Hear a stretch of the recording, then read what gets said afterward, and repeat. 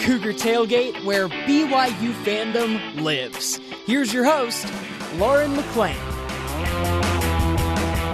What is up, Cougar fans? BYU sports are now in full swing. While we had a slow men's basketball week, all those fall sports we put off last year are back.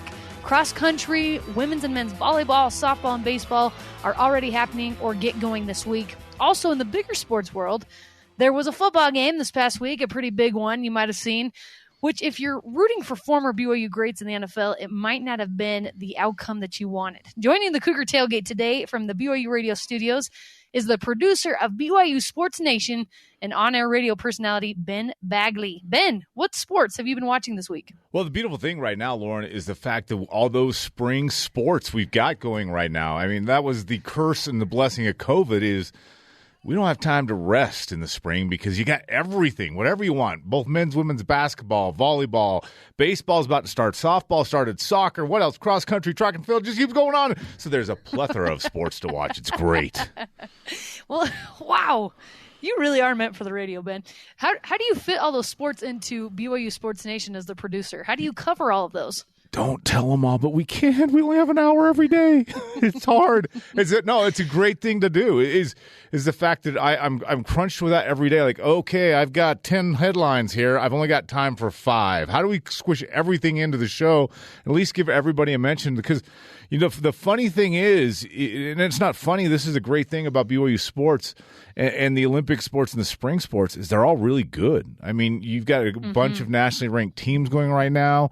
A couple, 2 of them are number 1 in the country. Got about 4 or 5 top 25 teams in the country. They're just really good right now. And so if you're a Cougar sports fan, it's a beautiful time to be a Cougar sports fan.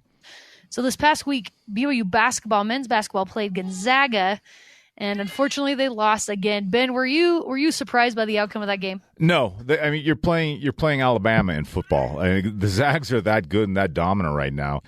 And the future is bright for BYU with Gideon George and Caleb Lohner because those 2 guys will be here next year. They're young, both raw, learning the game. But they were the 2 guys on the team who I thought didn't look out of place facing Gonzaga. They looked like they were as athletic and as talented as the Zag players out on the floor. And I saw that, and I'm just like, that's a good news for Mark Pope in basketball going forward. Yeah, and you have Alex Barcelo that had 20 points as well. So he's kind of the consistent guy game in and game out. So I agree with you. I think the future is bright for BYU basketball, but Gonzaga, man, they are so dominant. And I hope besides BYU, I hope to see Gonzaga take it this year because they've gotten so close in years past, and I think they have even more talent than previously. So we'll see what happens there. Then you have women's volleyball, who is 5-0 right now. Men's volleyball just swept UCLA after losing to them. Oh, man. I know you love volleyball, Ben. What is your favorite thing about the men and women's team right now? They're good, and they're fun to watch, and there's talent across the floor watching the women. And you lose Mary Lake, and the team doesn't lose a beat. They just keep going. They're dangerous.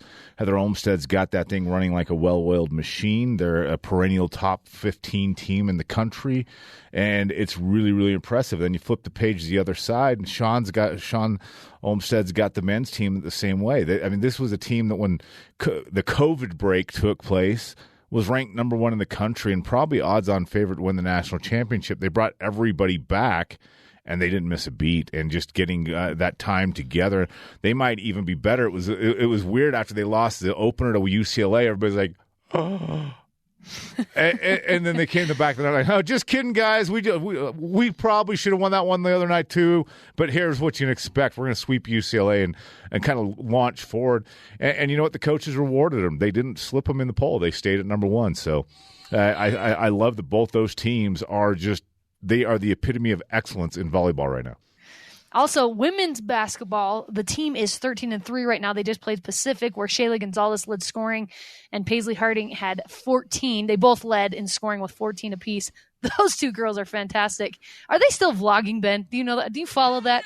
I don't follow that, as the kids would say. I'm not hip on that side. I'm a little past that. But I'll tell you what, I did see something on social media. I'll tell you, I'm gonna channel Mark Pope here for just a second. Okay. This Lauren Gustin Good Lord, she's an amazing. Her ability on the rebounds, where a 15 rebound night is not out of the question for her, and she's scoring in double digits. She's getting double doubles every single night. But she is and Lauren, I hope this isn't offensive. She is a beast out on the floor. I mean, she is. I mean, Shaylee's awesome to watch. Paisley's been just a mainstay on this team. But when I started seeing Lauren Gustin, I'm just like, whoa, she's amazing. Like she's a on beast. a different level. Listen, Ben, from a pure athletic standpoint, I think you can call her a beast. I don't think she's going to be offended by that. I think that's just fine and accurate too. No, she's incredible. And also cross country, okay, Ben, here we go. The USTF CCA preseason, men's is number 1 and women's is number 2. What does that stand for? Timeout. Let's redo that. USTF CCA. You got to get that other. So there's 3 C's in there. A C. That's the United States Track and Field Cross Country Coaches Association. No, that's just ridiculous. Come on, could they not have come up with something else a little shorter? No, most things are 4 letters. Are they not? That's fun to say though. USTF CCA. Come on. USTF CCA. I can do that. You missed the C like again. Got to get that 3rd C in there. USTF CCCA, because it just doesn't feel natural. Anyway, that's besides the point. Both the men and women's cross country teams are preseason in that poll. I'm not even going to say it again. And they're number 1. So congrats to them. So many good sports happening right now and very talented teams. Let's skip over to a game that already happened on Sunday, Ben, the Super Bowl. What were your thoughts after that game ended? I wanted both teams to lose. As a Las Vegas Raider fan, I don't like the Kansas City Chiefs as a division rival, and there's a certain member of the BYU radio staff that makes it much harder to like the Chiefs because he's a fanatic. You know who you are, Jason Shepard. And then there's a long-standing history between the NFL and Tom Brady kind of giving it to the Raiders, and so I don't like that end of it. I watched it as a football fan. I wasn't as disappointed in the game as a lot of people were because I thought I really enjoyed what the Buccaneers did from an X's and O's level in how they executed. And so I just kind of sat back and watched it as a fan of football. And I know some people were like, oh, it was a boring game, but I really enjoyed the game plan that went in from the Tampa Bay standpoint and the plan that they came up with, and it worked. And it worked greatly for them. And honestly, I'm not a Tom Brady fan, but I was watching it with my 42-year-old brother, and he's like, I love this guy. He makes me feel like I can do anything right now. He's almost my age, Lauren.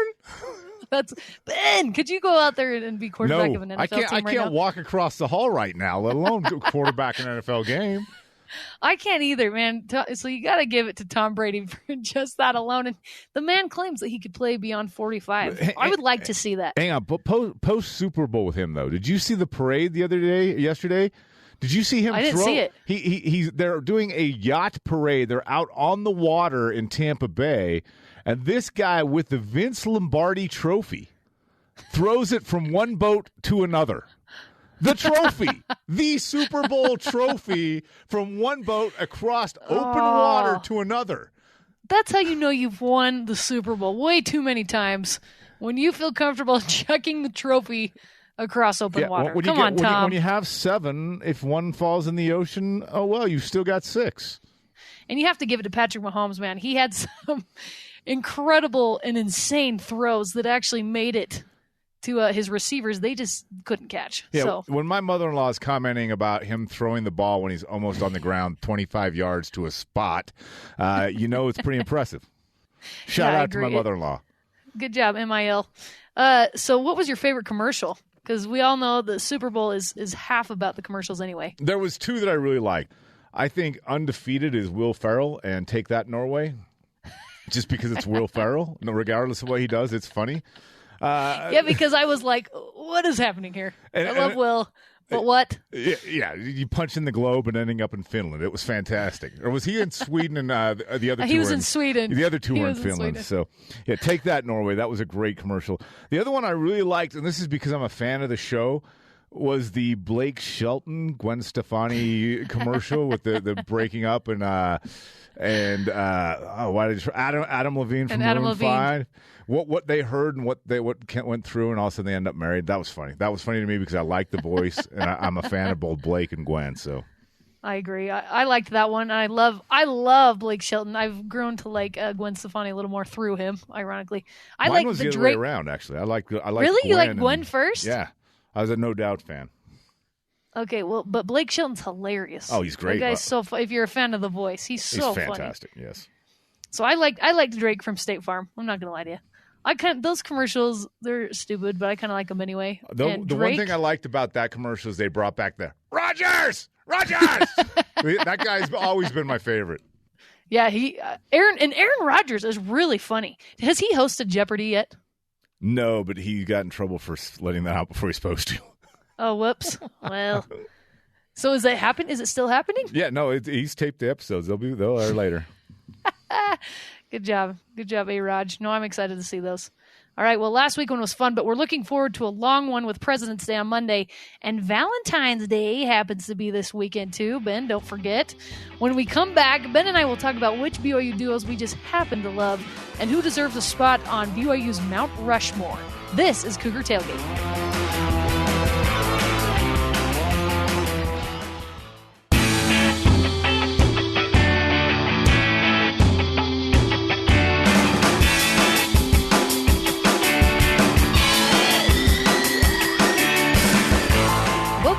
To the Cougar Tailgate. I'm Lauren McLean. President's Day falls between George Washington and Abraham Lincoln's birthday every year on the third Monday. In America, we've immortalized some of our greatest presidents on a mountainside in South Dakota. So today, in honor of that holiday and 3-day weekend that comes with it, we're going to make our own BYU Sports Mount Rushmore. Ben, you and I, let's go back and forth, okay? We can't overlap here, so this is going to be hard. I'm going to start, and I'm going to say LaVell Edwards, and I'm sorry if you had that on your list, but that is the most obvious one to me that deserves his face carved on the Y Mountain. What if they did that on the Y Mountain? That'd be awesome. Well, that's the thing. Have you ever been to Mount Rushmore, Lauren? I haven't. No, I've always wanted to go, though. It's really cool, but it's not as big as you think it's going to be. But that's not taking anything away. But it's really cool to just be able to see these founding fathers, founding fathers and great Americans immortalized in the side of a mountain. And I was just thinking about that. What would that look like on Y Mountain or someplace in Provo? Probably more over towards Squaw Peak. It wouldn't be towards Y Mountain because it's more rocky over there. You could do that over there. But on the LaVell Edwards thing, that's obvious. That's the George Washington. I mean, right? Yes, LaVell is George. You can't talk BYU without having the founding father of BYU. LaVell Edwards really truly put BYU on the map in football. And the cool thing is, and I don't know how many people understand and realize this, he was an innovator in the game of college football. Like you can't tell the history of college football without having a chapter on LaVell Edwards and what he did at BYU and changing what offense looked like where it wasn't 3 yards. And someone please tell the Big Ten about this because they still think it is, that college football isn't 3 yards in a cloud of dust, that they invented this thing called the forward pass, and it's really effective if you use it. And LaVell was one of the first to embrace that, and not just embrace that, but feature it. And it's kind of cool in my career in talking to other guys who I look at as legends of the game, Bobby Bowden, Joe Paterno, Lou Holtz, and talking to these guys in my past, how reverential they speak of LaVell Edwards. So if you've got these guys who we look at as legends in the game, speaking of LaVell as a legend and a peer, that tells you all you need to know about why LaVell Edwards belongs on that mountain. And that's just his football acumen. What's the best is you talk to his players and those that worked with him and under him. And they love him. Nobody's got a bad word to say about him because he was a really good man. Well, I got the opportunity to go on a little trip with him a few years ago before he passed away. And we went to Oregon to the Nike campus. And so we were going for a game, and he just happened to travel with the team. I actually believe it was maybe Broncos last season.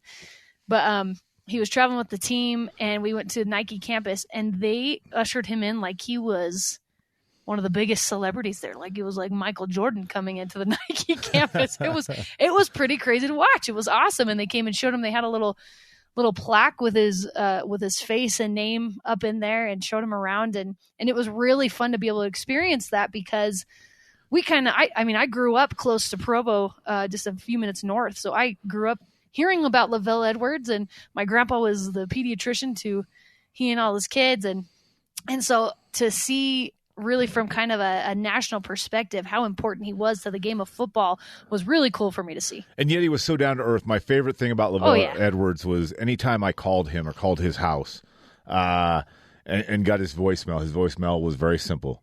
And I love it to this day. You've reached LaVell and Patty Edwards. Call back. It is like there was no, don't leave a message and we'll call you. You've reached us. We're not available. Please call back. Ben, let's rewind here. You called LaVell Edwards' phone? Like, you called his house frequently? Yes, many times. I guess it always seems like you need to like go through somebody else to get to him, but when you're retired and you've been done with it forever, you go straight to the source. I like it. And he was he was always open to take a call to, which was nice. What a good guy. Yeah, he is a legend. So, yes, he is the George Washington of Mount Rushmore. Who do you got? Who else you got? All right, my second one, and this is kind of he's still active. So we're going to bear with me on this one. I think it's Tom Homo. Wow. And if you think about this and why I'm going there is not only did he play here at BYU and have great success here, had great success in the pros, multiple time Super Bowl champion with the 49ers, but look at what he's done as the athletic director at Brigham Young University. And this is why I'm going to make a really bad analogy here, and I'm going to call him my Abraham Lincoln because he led BYU through independence. It's a really bad analogy. He was also Abraham Lincoln for Halloween. So. Yes, and his Halloween costumes are but not next level. They are at level 1,000. Its own level. Yes. But I just look at what he's done in this new era of college sports and kind of navigating BYU and not always taking the easy road, yet still finding success and going against the grain on some things and coming up winning in a lot of them. Not always. I mean, he's not been successful in everything he's done, but that's part of the process. And it's not just the football and the basketball. We were just talking about it in the first segment. The success that Olympic sports are having under Tom Homo is amazing. And one thing that I like about Tom and talking to some of the athletes and talking to past and present is Tom knows all their names, and he cares individually about each one of these athletes, and he cheers as a fan, and he is a fan, and he's an administrator, and he's a coach, and he's a former player. He checks all those boxes, and so I'll put Tom Homo up there. Wow, I think that's bold. He is a phenomenal man, and I think he's done incredible things with the program. For me, with Tom, it would take a little more time for me to have him be one of the four on Mount Rushmore. If he's there another, I don't know, decade or so, and everything continues the way it is, and football successful, basketball, and all the other sports, then heck yeah, I think he deserves a spot up there. But he really has done some unprecedented, amazing things, especially this past football season. That was just incredible to watch. Another one I have, Ben, is Danny Ainge. I think so. When I think of Mount Rushmore, I think who has had the most impact on BYU's program and getting it out there, getting it out to the world. I think Danny Ainge, not only what he did in college for BYU, what he did in the NBA, and now as a general manager for the Celtics, he's a great representative of BYU. I think he's a great guy and has done some phenomenal things. So that's why he's up there for me. I'm glad you went there. I'm glad you went to Danny Ainge because now I feel less guilty not putting him on mine. Because I was debating between him and Jimmer. And Jimmer won because, number one, I might be old, but I'm not old enough to really remember and having the Danny Ainge run at BYU really just ingrained in what my psyche is and was. But Jimmer put BYU basketball on the map. Yes. I mean, to this point where still to this day, Jimmer scores 70 points or whatever over in China with Beijing, and it's on Sports Center because it's Jimmer Mania's back in China. But it's like, who else? Like Steph Marbury goes over to China and scores 70. It's not a Sports Center story, but if Jimmer does it, yes, it is. And so it's still, he captured the hearts of American basketball fans. Even to this day, when Scott Van Pelt can bring him up on SportsCenter, he's going to. And you just, and he's, hey, when you, Danny Ainge, you got to say Danny Ainge. Jimmer, that's all you got to say. One word. That's all I'm saying. Jimmer is the equivalent of like Madonna in the college basketball world. You only have to say the first name. It's true. He did himself a favor by going by Jimmer first and foremost, because no one's going to forget that name. And yes, it's incredible. I think he is so polarizing, which is why they like to bring him up on SportsCenter and social media still, because you'll get, sometimes I like to look through the comments and see what people are saying. And some people are like, why are you still talking about this guy? Blah, blah, blah. But he brings people there, like people like to hear about him, whether they like it or not. So Jimmer's a good one. I think he's a good one. Sticking with the Jims, I'm going to go with Jim McMahon as one of my guys on Mount Rushmore. Again, sticking with the theme of taking BYU's name nationally. And he did obviously awesome stuff with the Chicago Bears. And he's also just an interesting figure. He's just such a unique guy. And I think I want to put him up there because he doesn't stay within the mold of everybody else. He's his own guy. Tons of people know him nationally. And I think he put BYU on a map, especially when it comes to quarterbacks. And so he's one of my guys up there, Ben. So what you're saying is Jim McMahon colored outside the lines. Yes, I think it's accurate enough to say he did color outside the lines. And you know what? That's why. That's a nice way of putting it. I'll just put it this way. Growing up, and some people may know this about me, but some I didn't grow up a BYU fan. I grew up Aggies. Yes, I wasn't going to say what I was when I grew up, Lauren. Now sorry. But Jim McMahon has long been my favorite BYU quarterback. Sorry, Steve Young. Sorry, Ty Detmer. Because of his personality, because of who he was, because he just seemed like the sport was fun for him, every aspect of it, and that was fun. But that said, he's not on my Mount Rushmore. Sorry. All right. Well, who? That's all right. Who else you got? Because we can only have 4.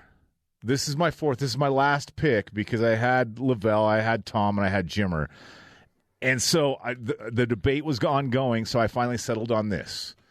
My 4th face on Mount Rushmore can't wait for this. My gosh, is two-faced. It's Ty Detmer and Steve Young split in half. No, Ben, you can't do that. I just did. I have to. I cannot not have both guys there. Okay, carve a 5th head. I can't. I'm sorry. I'm breaking the rules here. I'm making the rules here. I've got to have both up there because Ty Detmer, for what he did with the Heisman Trophy and that. But Steve Young is, and if you held my feet to the fire, I'd go Steve Young just for the ambassador he is for BYU, past, right, present, and future. Loves BYU, loves BYU football, loves to talk about BYU football. It will fight for the good and bad of BYU football. Steve's a great ambassador for BYU, the university, and the team. But Ty's done a lot for this university, and while I think we all wished his stint as the offense coordinator would have ended on a higher note, it didn't. But you still can't take away what he's done for BYU. So, like I said, either you're giving me 4 and I got to split two-face that last one, or you got to give me a 5th one. I'll give you 5. Okay, I'll give you 5 because I think those two deserve their own face. You know what I'm saying? Thank you. They definitely do. Thank you. Todd Detmer. Does Jerem still try to impersonate Ty? He had to do a whole segment today as Ty Detmer because he lost no, prop he did picks it. this week. 100%? Yep. We got a will of accountability, and he had to spin it today, and that was part of it. I got to go back and watch that. It really is very, very good. If none of you have heard Jerem Jordan impersonate Ty Detmer, you need to look that up. It's a good thing. All right, my last one could be controversial. I don't know. Andy Reid. Andy Reid. First of all, his face would look really good up carved out of some stone, that mustache. And I just love that guy. I think he's so awesome. A Super Bowl winning coach. He's done some amazing things. Especially, I think the Chiefs are going to continue to have success. I think they'll win another Super Bowl or two, and that's when he'll deserve to be up there. But he also is a great ambassador for BYU. I remember when they won the Super Bowl last year, and he was talking to Steve Young, ironically enough, and he said, "Yeah, how about our BYU guys?" or something like that. Just mentions BYU in his post-game interview after winning the Super Bowl, and I'm like, I love that guy. When it comes to BYU, he's doing great things, and he'll be up there for me. I want to not like Andy Reid because he's a Chiefs coach, and as a Raider fan, I have an issue with the Kansas City Chiefs. That's a personal problem, Lauren. But he came here to BYU Broadcasting one day 2 years ago. Walked in our control room as we're doing BYU Sports Nation. I was sitting by the door, and he walked in. I go, "Coach, how are you?" And he goes, "Great." And I go, "I'm Ben Bagley, the producer of the program, and I am a huge Raiders fan." and without missing a beat, Coach Reid looks at me and goes, "Me too." He got me. I couldn't say anything. Awesome. He wins. Oh, what a stud. Ben, that does not surprise me that you did that. But I actually love it. You are who you are.